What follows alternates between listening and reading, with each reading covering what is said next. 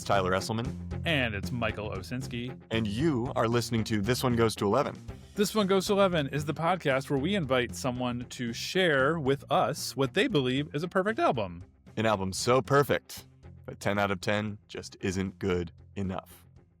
Season finale! And tonight, on a very special episode of This One Goes to 11, and then it's like one of the dramatic Fresh Prince episodes, you know, like that's kind of if that was the vibe of our season finale, I think it's like the ones that like you need to like get your permission from your parents to watch because like it deals with like a serious subject matter like teen pregnancy or something. Yes, exactly. You know exactly what I'm saying. So tonight, anything could happen, I think, is what you have to know about on this week's episode of This One Goes to 11, our season 9 finale. Thank you so much for coming back and watching us for yet another season. I mean, our first season on video, I've really quite enjoyed it, to be honest with you. I felt like it's a natural progression and it's going to give us a whole new set of challenges. Wouldn't you say? Yes, like the one that we are facing this evening as we record. Yeah. So to time travel a little bit, freaking AWS guys, what the heck? You know, it's amazing how this service that's just invisible basically runs our lives. No one should have that much control ever. No, we need to redistribute the power when it comes to that. I don't know. You're sounding a little. Well, this isn't our politics podcast, so I'm not gonna go any further with what I was gonna say there. That one's coming to you this February on This One Goes to 11. The industries. Anyway, we've got a great album. We've got a great album and an even greater man on the pod tonight. I'm very pleased that this guy's finally joining us. I have great affection for him. Michael, who are we talking to tonight? Oh, we are talking to one Colin O'Brien. Colin O'Brien, why don't you say? Colin O'Brien is one of my dear friends, one of my oldest friends from high school, going way back. I believe I was 15 years old. Colin was 16 years old, and we took a geometry class together, a fateful geometry class in high school, and that was the seed of our friendship. And we've been buddies ever since. He's an event producer. He's a booking aficionado and a booking savant when it comes to the St. Louis live music scene and theater scene. He produces theater. You might know him for such notable entries into his portfolio as datecolinobrien.com. You also might know him as the guy who got his MBA during COVID. Chances are, if you know Colin O'Brien, you know the Mayor of Christmas. So he's a many talented man, and he's here with us tonight. Colin, how are you, my friend? I'm great. I just want to say before all of those things, I was an early Gmail account creator back when you had to have an invite to Gmail. And I chose at a time when I probably could have gotten Colin O'Brien at gmail.com. I chose not Weird Al Fan at gmail.com, but I chose Weird Al Fan 2727 at gmail.com. And that is still my primary email of choice to this very. You heard it here first, y'all. If you wanna spam Colin after this episode, go for it. He's getting. If you listen, Colin, this is a bad thing though, because if you get doxxed, I get doxxed because we also live together. I welcome being doxxed. I welcome your spams that everyone wants to send me, and spam in fact a track on this album. That is okay. We're going right into it, Colin. You're chomping at the bit to tell us what album you have brought today. So tell our listeners and viewers, what album hath thou brought before This One Goes to 11 tribunal this week? I've picked what I know other people have done this, but I've picked not really an album, but a compilation album, a box set, permanent record, Al in the Box, which is a compilation of Weird Al singles from his first 8 albums and some other specialties, which was one of the first albums I ever had and listened to and is very near and dear to my heart.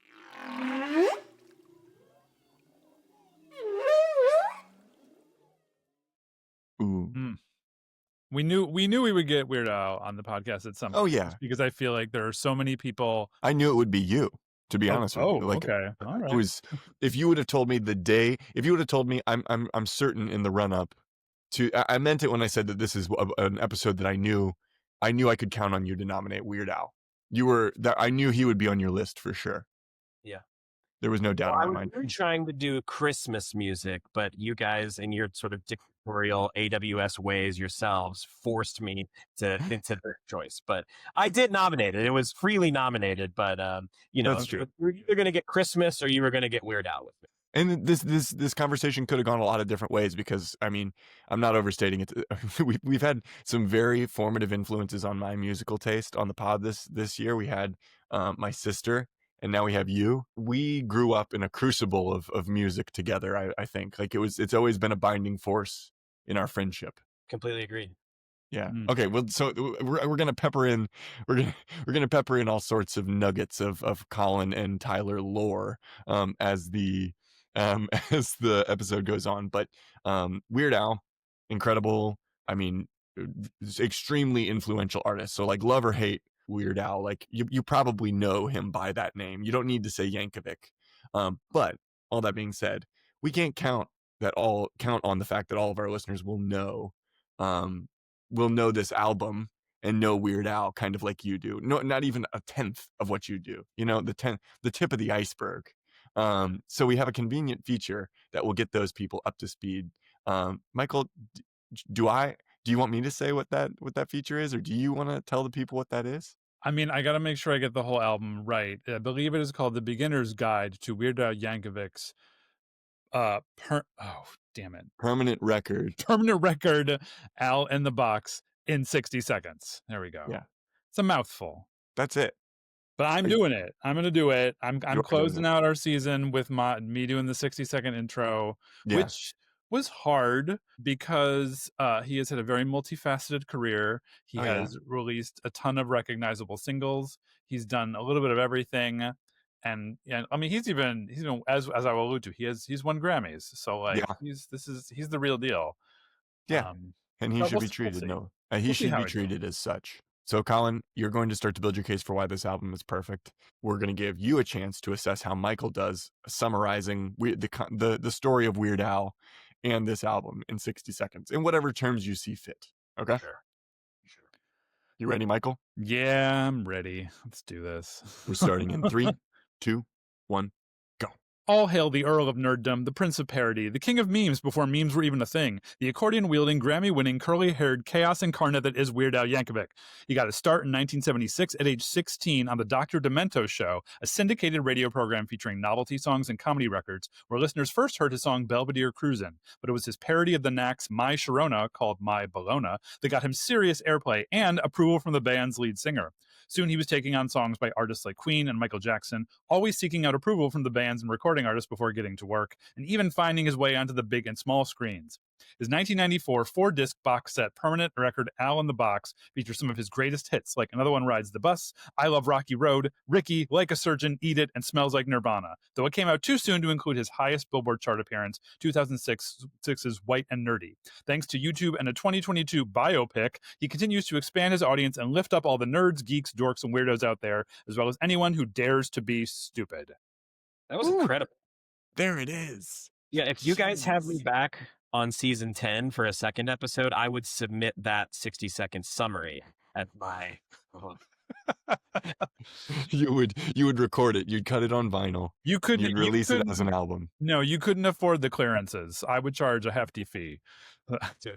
That's how good. That's how good it was. Now do a 60-second summary of your own album. God. And then it's like even more content. You're gonna find the apotheosis of substance. You know, you'll go down to the atomic level. Hell yeah, dude. That was good. Well yeah, work. Any specific rating or just kudos? Well, my other rating was gonna be 11 out of 10. Oh, sweet. I'll take both. We'll always accept an 11. I'm greedy for praise, so there we go. Well, Colin, before we dive into this, because there's a lot to talk about with Mr. Yankovic, we like to ask all of our guests to get the conversation started.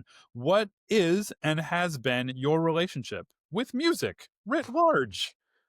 Well, I first heard about music when I was 28, and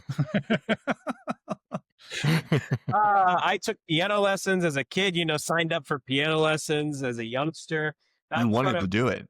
yeah, no, I hated it. I hated taking piano lessons as a kid, and I found it very annoying. And mom making you sit at the piano and practice was not fun. But I think my earliest memories of music are my dad playing the Beatles records, and my mom is a big Jimmy Buffett fan. So the Beatles and Jimmy Buffett, sort of early musical influences. My family also did, and this is news for Mayor of Christmas heads out there. My dad would every year have the O'Brien family singers, as he called them, do a Christmas album. And every year he would bring us all into the basement and we would sing different Christmas songs. And they would be like Weird Al style parodies. He would take like the MIDI royalty free version of something and write like Christmas lyrics to it. And we would sing it and he would send that out to the family and friends in lieu of a Christmas card. And so we would do that, which is also something I hated doing. I hated being pulled into the basement and forced to sing these songs and stuff. But I think those three things are sort of like early music foundations for me that have like influenced me. Obviously, I throw a big annual Christmas party that is very like parody oriented, and you can't escape that influence. But Jimmy Buffett, who's another artist I nominated for this podcast, Yes. is like I think Weird Al adjacent in some ways. Like doesn't take himself too seriously, like prodigiously talented artist, but very fun. Also like an acquired taste. There's a lot of people who really can't stand Jimmy Buffett. There's a lot of people who Yeah. really love him. So I think those were like early music influences for me. But then Weird Al was my first big artist that I really got into because and this is like in grade school, maybe third or fourth grade. I think I like had some allowance and it was the first thing I ever maybe purchased on my own. And I ordered it online off weirdal.com, this box set Good for that you. was going to have multiple, had a lot of songs on it. So that was the appeal to me. I was like, at that point in my life, my parents, who I don't know if they'll listen to this podcast, but they were very like regimented about what I could and could not consume. And they wanted to read the lyrics to every Mm. single song or like, whatever music I was going to listen to, they wanted to approve of the lyrical content of it. But there were two exceptions. They said you could listen to country music, I think, because they assumed that that would be like wholesome and Christian.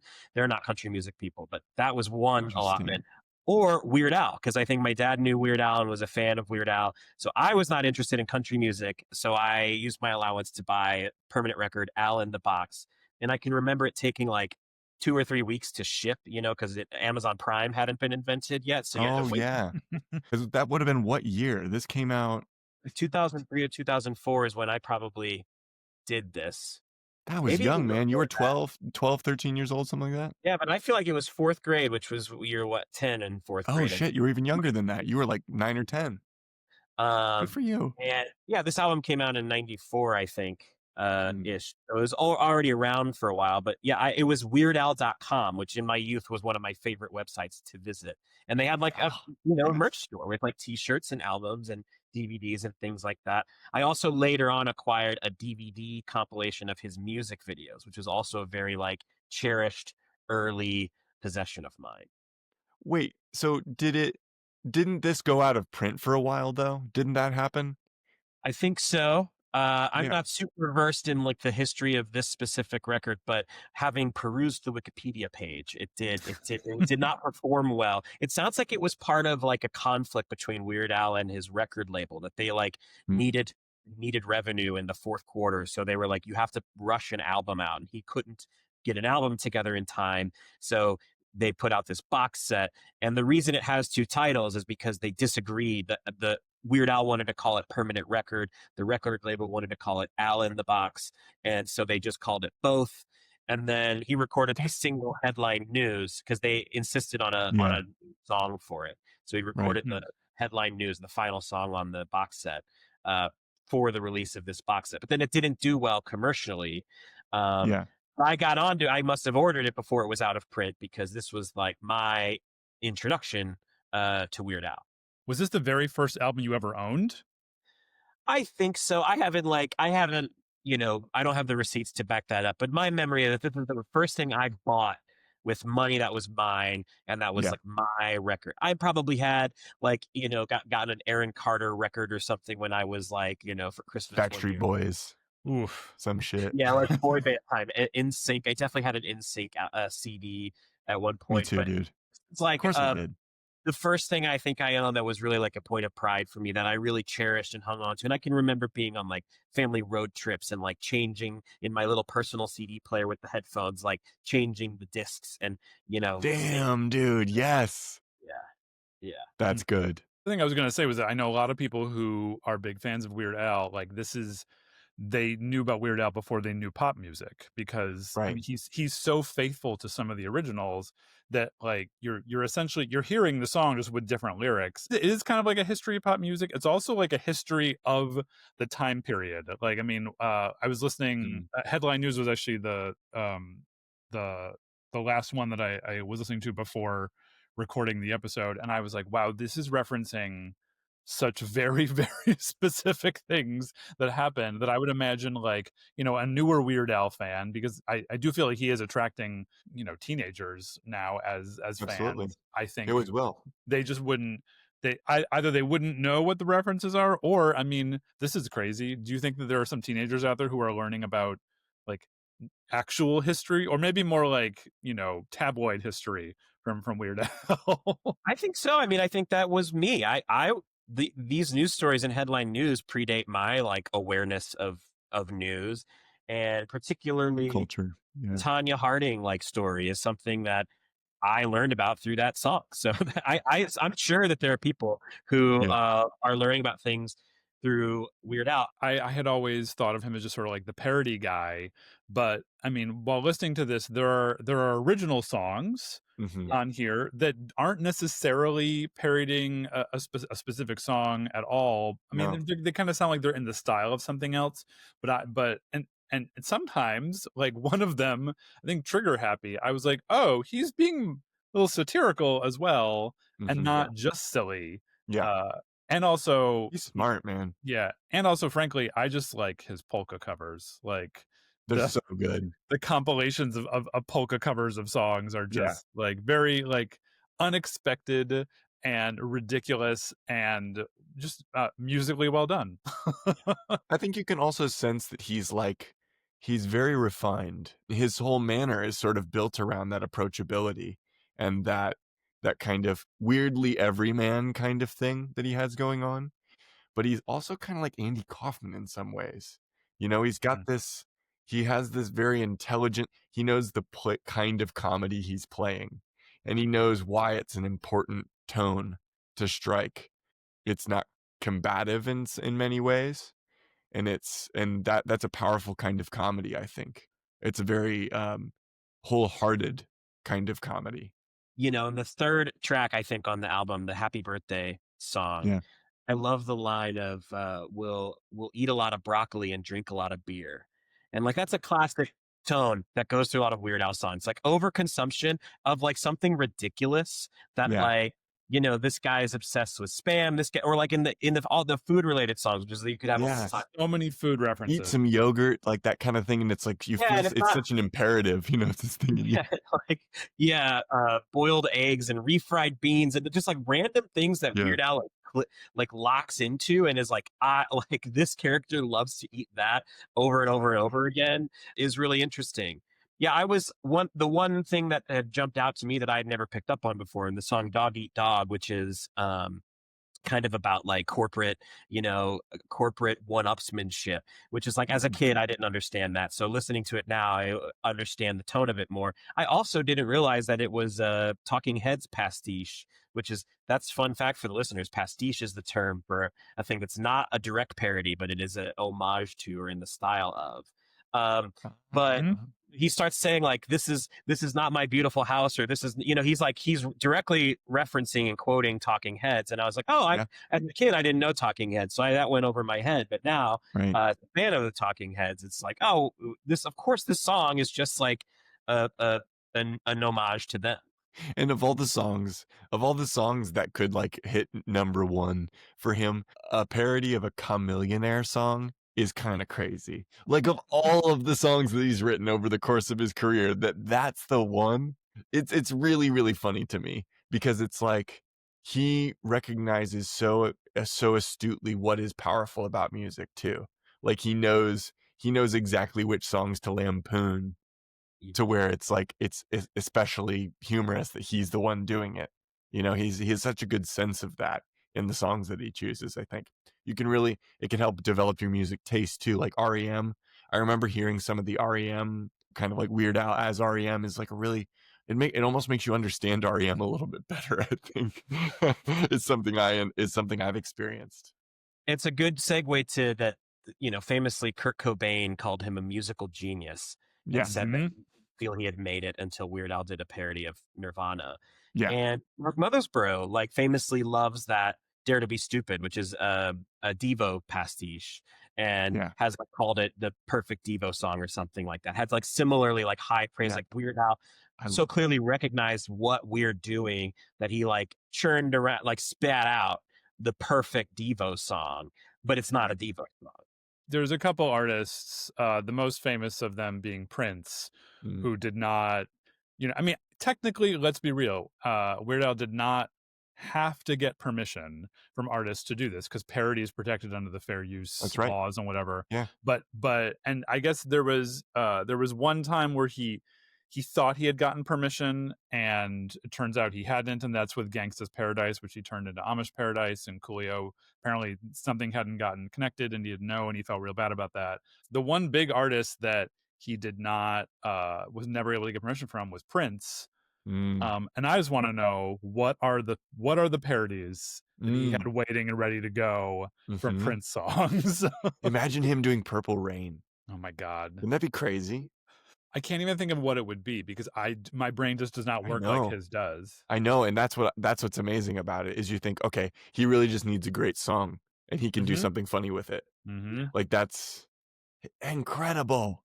Yeah, and it's like, you know, sometimes the parody is a response to pop culture or the news. Sometimes it's Yeah. a response to the title of the, you know, the I Lost on Jeopardy song is a parody of a song called Jeopardy, which I didn't know. I didn't know that, but it's like Yeah. there was a song called Jeopardy, so he wrote a song about being on the game show Jeopardy. I know there's a famous story. Michael Jackson and him worked well together, and Michael Jackson Mm. gave him permission multiple times to use his Yep. music. But Yeah. he wanted to do a parody of Black or White, and his parody was going to be called Snack All Night. And Michael Jackson Who'd again? rejected that idea because the original song was like too important to Michael Jackson. So That's so funny. that's like whatever Prince song he took, it would be something about food. It'd be something stupid. Yeah. Yeah. Yeah. That's Also, totally true. with Michael Jackson, I don't know if it was both Eat It and Fat. I'm not sure if it was both or just one, but like that he used the exact same locations that they filmed the original music videos. I think in the case of Eat It, they even used some of the same dancers Mm. from the Beat It video. I definitely the Fat music video is shot in the same location as the Bad music video, and I think that's Mhm. the same dancers. Beat It, if it's not the exact same set, is like a meticulously recreated version Yeah. of. And it's fun if listeners have never done it, you should go watch those videos with the originals and then watch the Weird Al parodies because it's amazing. It's really Yeah. cool. Yeah, it's incredible. Yeah. He's you know what else he is he's a clown. You know, and I mean that in the most respectful kind of like European style. The theater way. Yeah. Yeah, in the theater way. Like Yeah. he was a pretty big figure in his time for the kind of like most prominent people doing clown type things, it would seem to me. The costumes, all that kind of stuff, you know.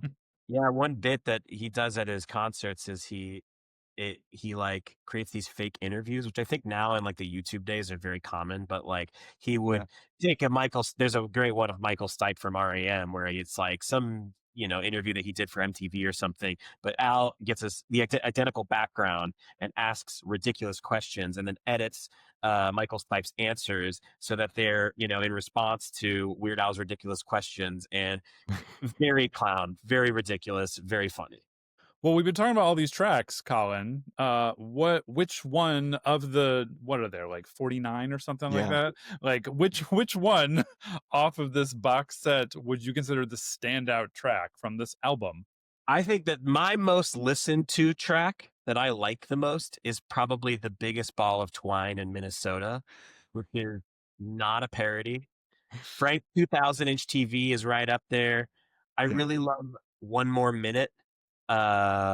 These are all not the heavy hitters though. I think that like a Surgeon, Eat Mm. It, Fat. Those are like the big power players. But I think my favorite is the biggest ball of twine in Minnesota. Hell yeah. Well, dear listeners and viewers, Yes. viewers especially, since you're watching us via the YouTube playlist, which is our Right. preferred method of experiencing these episodes for multiple reasons now, which someday soon we will share with you.